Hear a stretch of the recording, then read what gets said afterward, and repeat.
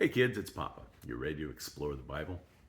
All right. Now, last time we saw that Daniel was spared from the lion's mouth by God, and the king cried out, and yeah, is thy God able to deliver you? And Daniel says, yep, he delivered me. We're doing just fine down here. And so notice it says, verse 23. Then the king was exceeding glad for him, and commanded that they should take Daniel up out of the den. So Daniel was taken up out of the den, and no manner of hurt was found upon him, because he believed in his God. Now that's important. Not only did they not eat him, they didn't hurt him in any way. Okay? Kind of like Shadrach, Meshach, and Abednego, they weren't burnt at all when they went into the burning fiery furnace. They didn't even have the smell of smoke on them. Now, we don't know. Maybe Daniel smelled like cats. But we do see here that there was no manner of hurt found upon him because he believed in his God. It's amazing what faith can do. When you believe God, the Bible says that many times, and he believed God, and it was counted unto him for righteousness. This is what happens when we get saved. We simply believe that God will give us the free gift of salvation. We simply believe God. Now, believing God is not just saying it, it's actually putting your weight of destiny upon him. You know, that's what I have done. My entire life, I've simply said, you know what? If I die, I die, and I'll go to heaven because my entire weight of destiny is upon the promises that God has made. That's what Daniel did. He said, you know what? I'm just going to do what's right. And if I die, I die. Well, he didn't die. And so we find that they brought him up. They found no manner of hurt on him because he trusted in his God. Notice verse 24. Okay, so the king is so happy, but now he's got to do something because those people had tricked him. They had gone and, well, they had almost cost him the life of his most trusted advisor. And plus, by doing that, they had not only attacked Daniel, they had kind of attacked the king. They, and so, in many ways, that's treason. And so, what did they do? Notice it says in verse 24, and I want you to see this. You might think, ooh, that's harsh. No, it's not.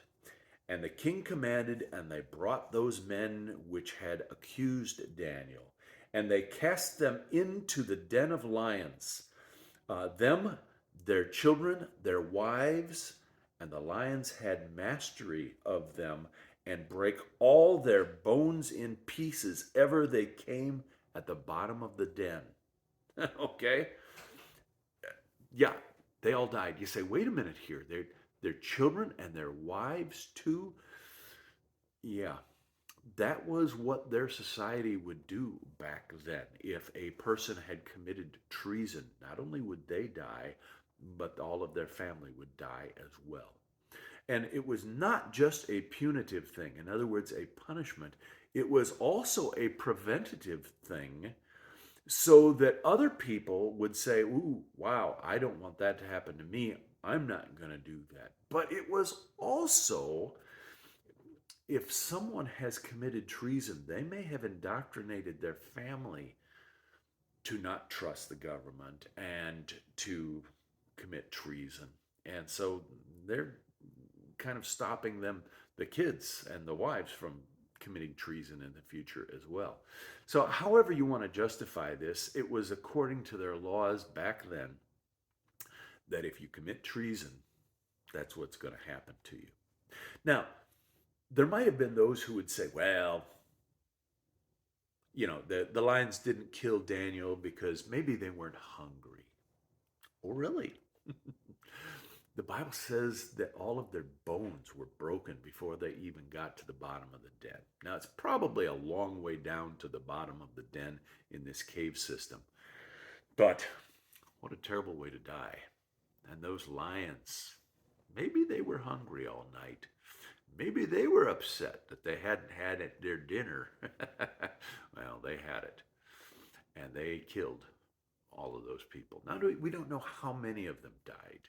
We don't know if it was, just the leaders or if it was all 122 of them.